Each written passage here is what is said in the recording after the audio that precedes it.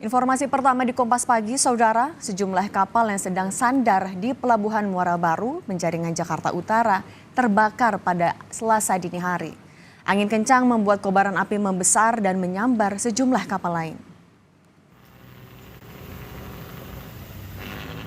Petugas pemadam kebakaran berusaha memadamkan kobaran api.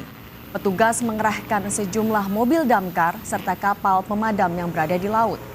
Sementara itu pemilik kapal lainnya berusaha memindahkan kapalnya agar tidak ikut terbakar. Belum diketahui penyebab terjadinya kebakaran.